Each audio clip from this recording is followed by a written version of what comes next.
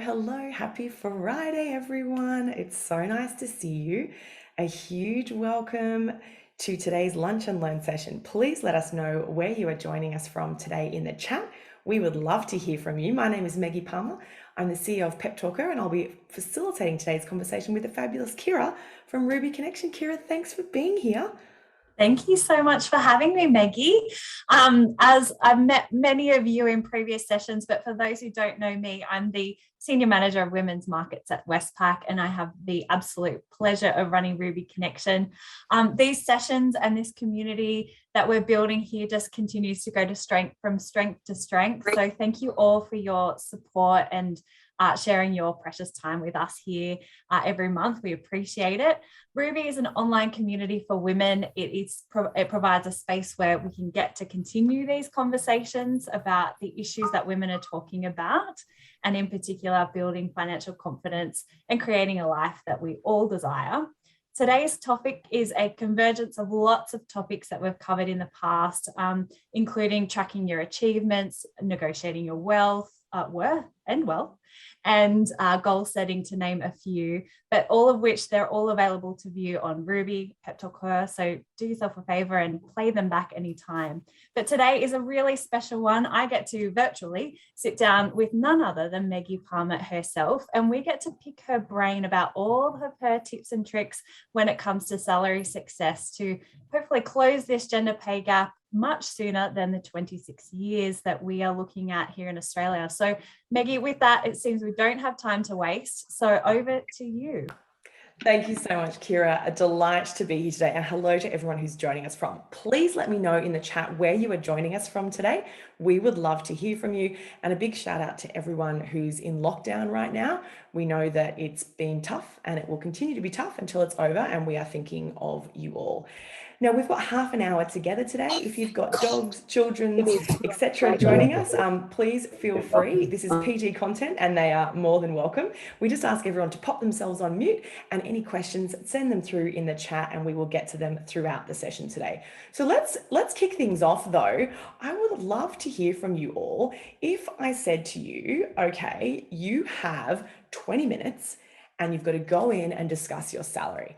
Let me know in the chat, what's one word to describe how that would make you feel? Kirrah, how would you feel if I My heart just started beating a little bit faster. I think immediately I'd feel quite nervous. I think if my palms are sweating.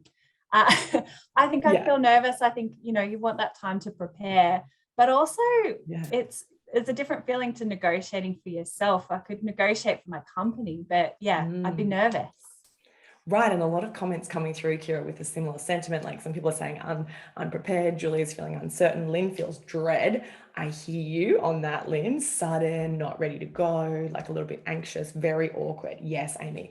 So here's the thing, like a big part of, negotiating and working towards salary success, this is like very back to basics, but it's boring, but it works and it's true. A big part of it is the mindset, the mindset that you take into that conversation and how you view the concept of negotiation itself, right?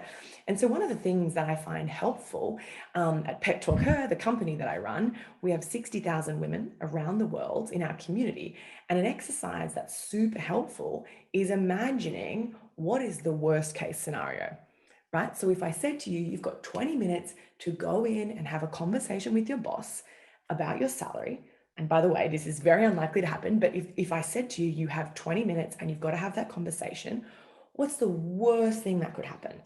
Again, let me know in the chat what could possibly go wrong.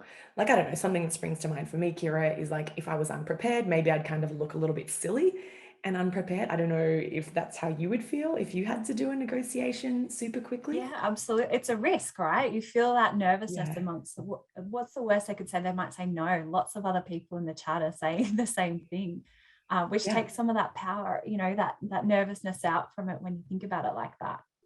Yeah, and this is the thing, right? In most negotiations, and typically if we're asking for a raise or a promotion or an opportunity at work, the worst thing really that happens normally is that they say no.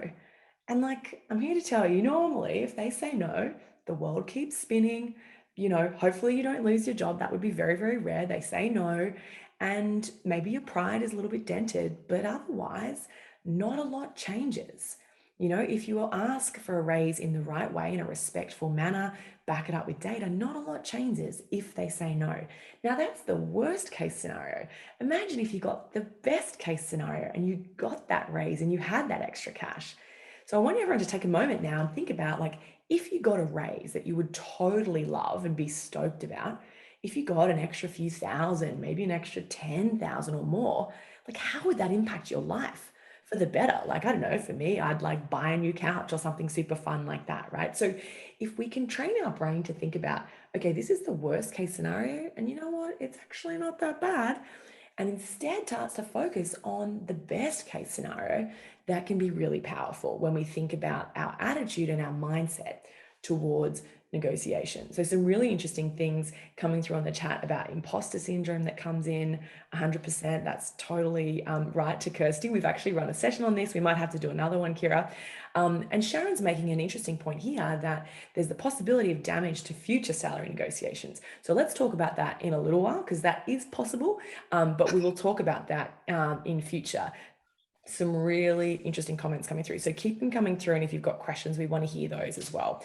But here's the thing, in life, if you, I'll just ask everyone to put themselves on mute if that's okay. That would be awesome. You don't necessarily get what you deserve, right? Unfortunately, but you do get what you negotiate. And something that's really important for me, for all of you to be able to take away from today's session, is the fact that, negotiations don't have to be stressful. A lot of us have this negative connotation about negotiations, but actually they don't have to be stressful and they don't have to be a fight. They're not a war. They're not necessarily a fight or an argument, but what they are is a conversation, typically between two people or two parties, and the goal is to reach an agreement. So if we can reframe it away from the stress and the anxiety and all that kind of stuff towards the fact that, it's just me having a chat with my line manager or my boss. We're going to have a discussion. They really want to keep me because I'm a great employee. I really want to stay here and ultimately get paid more money. So let's have a chat and see what mutual agreement we can find. So Kirrah, I don't know, does the reframe, like, how do you kind of feel about this concept of reframing negotiation in the first place? I definitely feel more comfortable now that we're sort of working through, just sort of breaking it down so it's not as overwhelming. But I think there's something that's on my mind as well, is it's not just about the dollar value as well. It's sort of around how do we kind of quantify the extra value that we bring to the organization.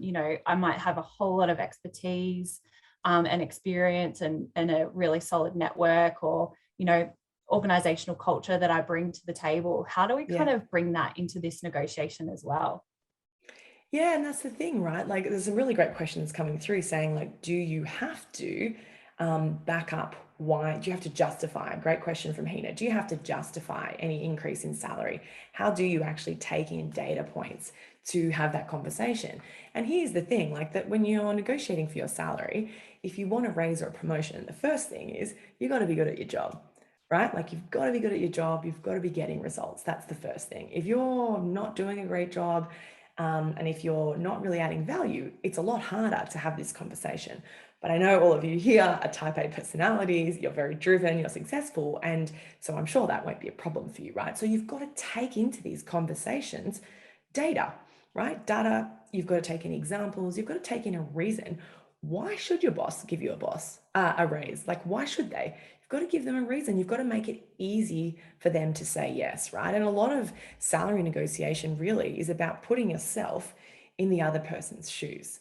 So if you can imagine for a moment, you're the boss. They've probably got a couple of direct reports, maybe 2 or 3, maybe 30, big companies, a couple of hundred. They're really busy. And a lot of people want their time. A lot of people want to ask them for more money or opportunities. So if you want to ask for something, put yourself in their shoes. And what do you think they'd want? They probably want you to make their life a little easier. So if you can walk in with a bit of a sort of, written out plan as to what you've done, the achievements you've had, why you can back up your case for a raise, why your market value is more, why you've contributed more to the team, it's then a lot easier for them to say yes. If they're like, oh yeah, You did bring in new clients. Oh, yeah, that's right. You did hire that amazing team member. Oh, yeah, you did help the business during COVID. That's quite right. You've got to make that very easy for them. And so, one of the most important things you can do, prepare. Prepare in advance. So, like, Kirrah, sadly, I couldn't tell you what I had for lunch on Tuesday, let alone Thursday, let alone April, January. It was ages ago, right? But like, you only typically have a performance review once a year. So you got to track your successes throughout the year so you don't forget all the awesome things that you've done, right? And that's one of the big reasons why we built the PepTalkHer app, was to help you track those successes, right? So you can download it, it's totally free, and it will prompt you once a week to be like, hey, what's up, Kirrah? What are you really proud of this week? Any feedback from clients that you want to share with the app. Then if you do that once a week, once a month, at the end of the year, you've got 10, 15, 20 things written down in the one place that you can put to your boss and say, this is why I would like a raise. This is why I believe that I'm worth the promotion or the increase in my salary, And if you can focus on this in your career, it can seriously be quite life-changing. And if you can ask the question, we've had people in the community, they get raises everything from, 2 or 3 grand up to, we had one woman maybe 2 months ago now, $103,000 raise. Now, I'm not saying that happens every day, right? That's our first 6-figure raise, but still it happens, and you've got to ask the question and you've got to have the data to back it up. And Kirrah, I know you at Ruby Connection, a lot of what you talk about is the fact that it's really important for the community to be aware of their financial situation and certainly of numbers when it comes to salary, right? So I want everyone here to take this away. When you're walking into a salary conversation, you've got to know your numbers, right? You've got to know what is your market value, what's the range that you want to ask for. But there's a question that always comes up, Kirrah, isn't there, around this? Yeah. I'm itching to ask that question. Yeah. I know you're going to ask. But, often I can do searches and I can check, and I'd love to know what sort of resources you might have that can help us get a bit of an understanding of market value, but also love to get your thoughts around how do you ask other people about their salary, because it can feel really icky. It can feel a little bit taboo. So what are your thoughts on that? Yeah, totally. And a couple of people have been sending me messages about this exact thing. So I really appreciate that. Keep your comments and your messages coming through. Some really vulnerable conversations happening here. Thank you for sharing your stories in the chat. So, when someone here is saying, how do I know what my value is in market? Like, how can I've been to some of the websites like the Glass Doors and stuff like that, but I can't figure out where do I sit in that pretty significant range. So one of the most important things you can do is start to talk about money. And one of the things I love about Ruby Connection is they really foster and encourage an open dialogue and an honest dialogue about money and investment and financial freedom, right? So start to talk to your friends, people that you love and you trust, about money. Now, one option is to say, hey, Kirrah, how much do you make? That's an option. But some people find that a bit uncomfortable. Maybe you can do that with your brother or your best mate, but maybe not all of your friends. I like to ask people about ranges. So for example, if I was going for a job, maybe I would say, hey, Kirrah, I'm applying for a marketing position at a bank, and I was thinking that I should be paid in the range of $65,000 to $80,000. Does that feel about right for you? And then that gives you the opportunity to say, oh, absolutely not. You should ask for more. Or yeah, listen, my first job was around 67, so that feels about right to me. It kind of allows people to feel comfortable and starts to open up that conversation. So I've got a challenge for everyone today. I want you to get off this call in about 15 minutes when we wrap up, and I want you to have a conversation. It can be on WhatsApp, it can be on text. You can pick up the phone and call someone and just start to have a conversation with them about salaries.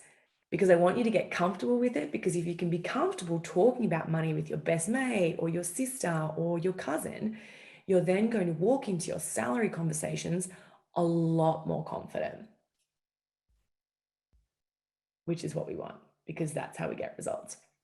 So keep your questions coming through. We're going to wrap up in a couple of minutes and leave you some time for us to answer some questions.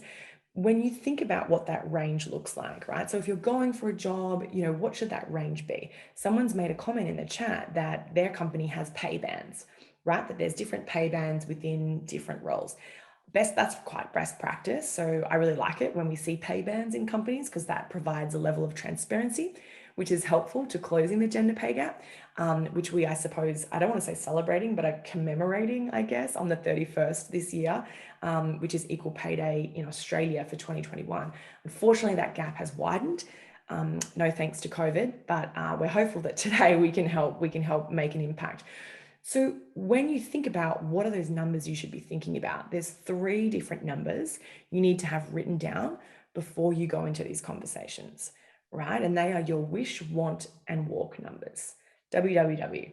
So your wish number is that crazy figure that you feel quite uncomfortable saying out loud. Like, oh, really? Me? That much money? Ugh. That's your wish number. So I want you to think about that. Whatever number you think, just add GST onto it, right? Just go a little bit higher, just creep a little bit higher. I want to push you there. The want number is the number where you're like, do you know what? That's really fair and reasonable. I'm compensated well, I'm happy to work hard. That's a good amount of money for the work that I do. And then your walk figure is the number where you say, do you know what? Nah, I'm worth more. I'm either not going to accept the job or I'm going to start looking for another one. Someone asked me in the chat, what should they do if they don't get the raise that they want? If you feel that offer is below your walk figure, then I would encourage you to start talking to recruiters and start looking for other opportunities, because you want to feel valued in the workplace so that you can give 100% to that workplace, right? But it's kind of hard to figure out what should that number be. So, recruiters are your best friend. Pick up the phone, jump on LinkedIn, get some numbers of recruiters in your industry and just give them a call or send them an email, right? They want good candidates. You want to understand your current market salary data. So there's an opportunity for a great conversation there. The other thing you can do is there's these bunch of websites that we'll share with you after this conversation as well. There's a bunch of different websites that you can go on. They're going to give you pretty big ranges. Sometimes you'll get a range from 50,000 to 200,000. It's not so helpful, right? So at that point, you need to be talking to other people and getting their advice as to what number is realistic for your industry, for your years of experience and the city that you're living in. Another great question has come through from someone who said that her boss has said that there's no more money in the budget. There's just no more money in the budget to be had this year. Now, some of you may be hearing that this year because of COVID and the economic situation, right? If you hear this, all is not lost. There is still an opportunity for you to negotiate value, because value doesn't always have to be cash. But again, we talked earlier about putting yourself in your boss's shoes. Sometimes there is no more money. Sometimes it's an excuse, but sometimes there's no more money, right? There just isn't.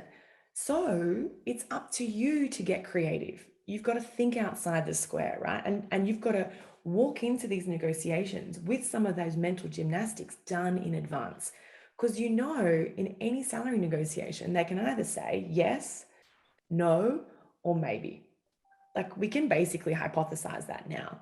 And so it is up to you to think creatively in advance, because your boss is busy. They might not have time. So some of the things, there's non-monetary things that you can ask for in a negotiation, to the questions that we've had through who've asked about that, right? And one of those things that's really helpful to negotiate that doesn't necessarily cost the company money, but that is of a great benefit to you, is something like extra annual leave. When I was a journalist, this was something that I often negotiated, was if they didn't have the money I wanted, I would negotiate for 2 weeks extra annual leave. I loved going on holidays. The boss was happy to give it to me. It didn't come off the line item to salary. So that's something that you can ask for. Sometimes you can ask for an increased title. Maybe if there's no more budget, perhaps they'll give you a direct report so you can start to get some management experience. Signing bonuses, equity, all those kinds of things, right? Bonuses based on your incentive structures, performance, all that kind of stuff are some other things that you can negotiate as well that don't necessarily come out of the salary budget within a business. Is this something that you've ever had to do in your career, Kirrah? Oh, look, I think it's something that I don't think I've been as organized as having maybe some of these ideas in mind, if I'm brutally honest, but certainly something I will keep in mind for the future. The other thing that just keeps springing to my mind, though, is for those of us who might not have regular annual reviews or regular formal meetings, maybe something else we might be able to think about. And actually, I'd love to think about how we can kind of initiate that kind of conversation with our boss. But also maybe a question to ask as well, if you do get a no, is Yeah. when is the forecasting for next year? When are you setting that. those budgets for REM reviews and that sort of thing for the following year, so you don't miss out again? That's really smart. And he has made a point in the chat as well, saying that what if your boss gives an excuse about, oh, there's tighter margins, or like 20% pay cut because of COVID, all those sorts of things, right? So listen, it's been a tough year and we hope that it gets better, but who knows how long it's going to take, right? So we appreciate the constraints that some businesses have right now. Having said that, you're still within your rights to put in place some boundaries. So for example, one of our clients at PepTalkHer was asked to take a 20% pay cut. And our advice was, okay, if that's across the board and that's what the business is doing, you can say something like, I am here to support the business and, you know, I am invested in the success of the business and I'm happy to do this as an act of good faith. I would love to schedule a follow-up conversation in 6 months' time so that we can review this based on the performance of the business. Right? So no problem, COVID happens, everyone's stressed, that's fine. If the business's success is back on track or the trajectory is okay, it's reasonable for you to, within 3, 6, 9 months, to ask to have that reviewed, right? And to your point, Kirrah, if you don't have a regular performance review conversation scheduled, create your own. You know, maybe you could be proactive and send your boss a recurring quarterly calendar invitation for a one-on-one catch-up. You know, you could say, hi, Sarah, I'm sending you a calendar invite so that we can catch up quarterly for a deep dive on any performance feedback you might have for me. It shows that you're proactive, it shows that you're invested in your performance, and it also gives you that time in their calendar to have some of those honest and frank conversations, which I think is really important as well. You know, we talked a lot about putting yourself in the boss's shoes. This can be a helpful framework if you're preparing for a negotiation, which a lot of you are, which is very exciting. Think about, what do you want, right? And what do you want to avoid? And then think about, what does your boss want and what do they want to avoid? They might want to avoid losing you, for example. Maybe you've got some great relationships. Maybe you bring a great contact book to the business. Maybe you work in a male-dominated industry and you're a senior female leader and you know that it's important for them to keep you in the business because you are an amazing leader and role model for the organization. So just think about that beforehand, do some of this preparation, and that will help you frame the conversation when you're sort of going through these conversations in person. We could talk about this all day, couldn't we, Kirrah? But we're getting a lot of questions through as well. I think one other thing that comes to mind as well when we're just thinking through some of those points there is that we're all busy. Our bosses are busy. The bosses' bosses are busy. We want to make it really easy for them to go in and advocate for us, because they might not be, at the end of the day, the person that signs off on, yes, you're getting that pay rise. They might have to go into bat for you. So we want to make it really easy for them. Totally. And to your point, like, yeah, sometimes your boss would love to give you a raise, but they've been told by the CFO, absolutely not. Like, we don't have any more budget. And your boss's hands might literally be tied. And so it's kind of having that understanding of what's going on. And to your point, Kirrah, like presenting your boss with information that says, you know, here's my list of successes, here's the amount of revenue I've contributed, or here's the amount of SEO I've improved, or the increased percentage engagement, whatever your metrics are for your company. Put it in writing and make it really easy for them to forward it up the chain, because maybe the CFO sees it and says, oh, wow, whoa, they brought in $2 million of business. Yes, give them the $20,000 raise, no problem. Or no, we can't do that, but let's put in place a new bonus structure so that we can keep that talent. You know, so get creative. They might say no. That's okay. It's okay if they say no, that's their prerogative. And then it's your decision if you decide to look elsewhere, or if you decide to stay. But if you don't ask, you'll get into a situation like one of my clients. She went 7 years with 0 pay raise, not even inflation. So she was in effect sliding backwards because she didn't ask. She asked once 7 years ago. She's like, no, I can't ask. And I was like, why not? She's like, I did that 7 years ago and they said no, so I just don't ask. But if you ask every year and if you back it up with success and wins that you've had, it's very hard for them to say no, no, no, no, no 7 times in a row, right? So that's why you've got to be really proactive about it. Meggie, there's a question in there about at what point in your salary conversation, your annual review, that you bring up salary. I'm just thinking about the actual process of, you might know you have a meeting coming up. Should you give your boss a heads up that you're really interested in talking about reviewing your salary, or should you sort of highlight that in the conversation itself? What's the best approach? I think a part of this is sort of reading the room a little bit, right? So we've all had those bosses who they do not like surprises. They don't like it. And then you've got other bosses who don't read their emails and like it's just better to raise it in person, So I think that's a decision for you based on their personality, but it's super easy to just send them a meeting invite, for example, and say, hey, Susan, I'm really excited to have our conversation later this week. Really keen to discuss my performance for Q4, my compensation moving forwards, and any budget for new hires on the team. So you could do something like that, include it as part of an agenda. If it's a really serious conversation and they've had some back and forth, you might want to just send them a calendar invite for compensation review conversation. Just there's no shame in talking about this, right? Like that's completely fair and reasonable.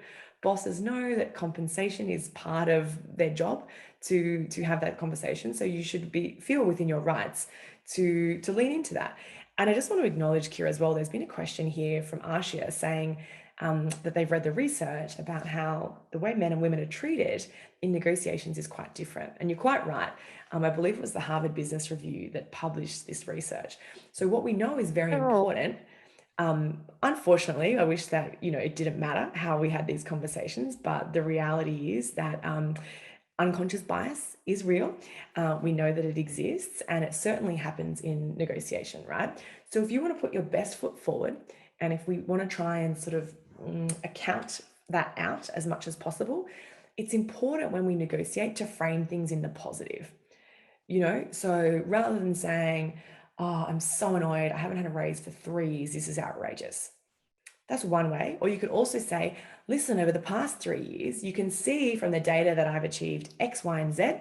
I'm really proud of A, B, and C. With that in mind, I think the compensation that reflects my value sits 20% higher than where I am. So it's just a slight tweak. It's saying the same thing, like pay me more money, I'm amazing, but it's just framing that in the positive. Again, I wish that this wasn't the case, but if we look at the research, it shows us that being more positive and framing it with that attitude leads to better outcomes, particularly for women. I think that's a really good point, Meggie. And I think having that data and those facts there with you just helps to provide that overall confidence. And you want to walk into that meeting feeling really confident because you deserve it. If you've got those figures there and you've done a great job and you are delivering for the business and your expectations aren't, overwhelmingly large, like go in there with that confidence because you do deserve it. Totally. And absolutely. And I think that's the thing, right? Like you are totally worth it. Like you bring value. Companies are lucky to have your expertise and your energy within their company. Some people are saying that they've had a lot of success, an amazing $15,000 raise when they had leverage because they had another job offer. And I mean, there's no better salary negotiation really, is there, than when you've got another offer. Because if you've got another offer, which you're kind of happy with, and you don't mind your job now, why wouldn't you ask? At that point, you're happy to walk away.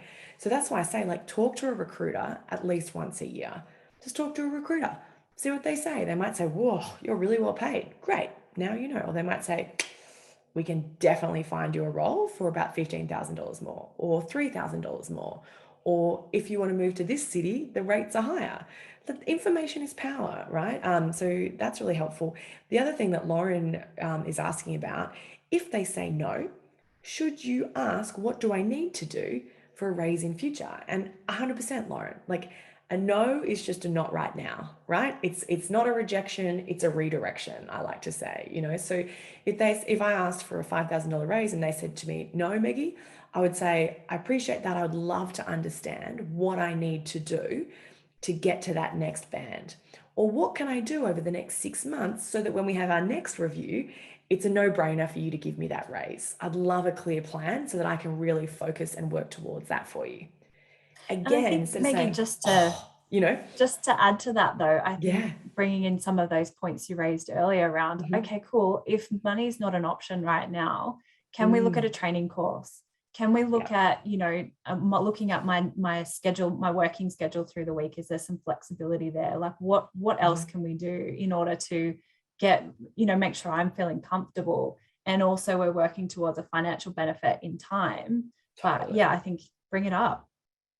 Bring it up. Absolutely. And if they say no, to your point, Kirrah, they can say no to cash and you can say, Would you consider allowing me to work from home 2 days a week, even after the pandemic, or would you consider moving me to a 4-day week, a 9 hours a day, 4 days a week, or something like that? Again, get creative and see what would work for you. Would you consider allowing me to start work at 11 a.m. every day? I'm just not a morning person. And they might say, sure, that's fine. Who knows? They might say, don't be ridiculous. Absolutely not. But if you don't ask the question, you'll never know. We've got some really great questions coming here as well.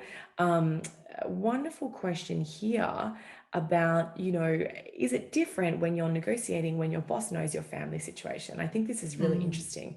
And in particular, one of the questions I get a lot is, should I ask about the maternity and paternity leave offering at a company when I'm interviewing at a new business? Sometimes people feel a little uncomfortable asking about that because they don't want to be the victim of, as I say, the unconscious bias that unfortunately we know exists to this day, right? So one of the things that I say to people as an option is to say things like, when you're going through the interview process, I'd love to take a look at the employee handbook so I can get a better understanding of the business and the culture and the values. Because typically the employee handbook will outline benefits, annual leave, volunteer days, parental leave, all that kind of stuff. So that can be a good way to kind of get that information without overtly asking for that information, even though we should be able to. But, it's one of those things you want to kind of protect yourself as much as you can. Hey, Meggie, there's a question in here from Danny. Yeah. If the offer is less than your walk figure, do you let your Mm. manager know that? As in, if you've had an offer from an external company? I would think that the offer for your pay rise. So if you're, that's what the managers come back with, it's less than your walk figure. Do you let them know what's that next layer of negotiation, I guess? Yeah, I think it's important to let your boss know, right? Because if you don't let them know, if you say, oh, thank you, that's great, then they'll be like, oh, Maggie's stoked, perfect. I don't need to worry about her comp for another 2 years. So what I think is helpful is to, again, you can approach it with a positive outset, but you can say things like, hey, Stephanie, thanks so much for that updated compensation letter. I really appreciate you getting that over to me. To be honest, I'm a little disappointed with the number. I was hoping for more. I understand that it's a tough situation for the business right now. So can I suggest we sit down and have some time so that we can think about, what does my performance plan look like over the next year, so that in 12 months, I'm absolutely positioned for a much higher increase at that point in time. So you're kind of saying things like, I'm disappointed, to be honest, I'm a little underwhelmed, or like, I was hoping for a little higher. I appreciate the restrictions, or I understand that COVID's been tough for the industry, etc. It's kind of making them aware that you kind of think that you're worth more. You're happy to work hard for that figure, that's okay. But you're putting them on notice to say, in future, don't just set and forget me, because I will be asking for my worth, which is important. Tina's just asked if you could do the negotiations for us. I'm all for that. You don't need me. You're an absolute not after guru, this session. No we're doubt. all feeling really confident now. Well, I think that's a wonderful note for us to wrap up today, Kirrah. And, we've given you a call to action. I want you to let us know. Let me know on Instagram at PepTalkHer. Have a conversation. Like, I want you to text a friend, jump on the phone to a friend, LinkedIn message a friend about money and salary today, right? And the next time you go in for your raise conversation, I don't want you just wandering in there like 5 minutes. What am I going to say? No, we are going to prepare 7 days out, ideally sooner, because you're going to be tracking all of your wins in the PepTalkHer app. But certainly before you go into that conversation, pick up the phone, call your cousin, call your mate from college, call your dad, call your bestie, and say, can we just role play? Let's just pretend we're in year 10 drama class. We're just going to do a little practice negotiation, and that's going to be hugely helpful to your confidence. Your brain is subconsciously going to start to plan how you're going to phrase things, the words you're going to use, and that'll really just make you feel so much more strong and powerful going into those conversations. That is awesome. Thank you so much for everyone's questions. We so appreciate this. If you've got anything further, do send the questions through. We're going to shoot you over some resources after this so that you can continue to learn and grow your confidence around negotiation, right? And asking for your worth. We'll share those websites that will help you have an understanding of your value in market as well. And, as I said, talk to recruiters. Recruiters are always looking for great talent. You are looking for the latest salary data, so have a conversation with your recruiter as well. It's a very powerful, underutilized resource. Massive thank you to Westpac's Ruby Connection for, as always, hosting these fabulous conversations. Kirrah, it's a delight, as always, to chat with you.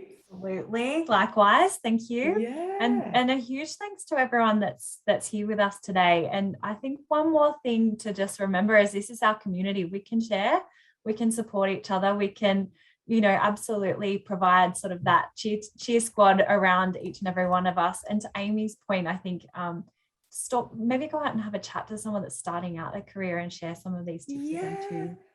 Oh my gosh, I love that. Pay it forward, because hopefully all of you have been, I know I've been the beneficiary of so many kind people who told me about money. I didn't know to negotiate. I had no idea when I first started. I wish I had. And we know that if you don't negotiate your very first salary, like me, I didn't. The statistics say that I'll retire with $500,000 less, thanks to compound interest and superannuation, whatever, because of that one decision, because no one had told me. So I would love all of you to tell your little sisters, your cousins, your friends, your kids' friends, that when they're going their first job, like, please negotiate, at least ask the question. Even if they say no, you're starting to flex that muscle and get that negotiation muscle much stronger for future conversations as well. It has been a delight. Kirrah and I would love to connect with you on LinkedIn, by the way. So please drop us a note on LinkedIn and stay in touch. We would totally love that. And we do these sessions every month. So Ruby Connection at Westpac run these conversations every month. We're having an amazing conversation next month, particularly around mental health and how everyone's coping in the current situation. And again, condolences and thoughts with everyone who is in lockdown right now. But we really hope that today's session has helped you have some advice and some tips to take into your next salary conversation. The YouTube page has a heap of extra resources. There is a link to the survey. We would love your feedback for future conversations and ideas that you might have for things we can facilitate in future. And yeah, let's stay in touch. It is a delight. My name is Meggie Palmer. This is the fabulous Kirrah from Westpac. She's awesome. You should find her on LinkedIn, and please find me as well. Let's stay in touch, and we will look forward to seeing you next month at our Lunch and Learns. Thanks so much for joining us, everyone.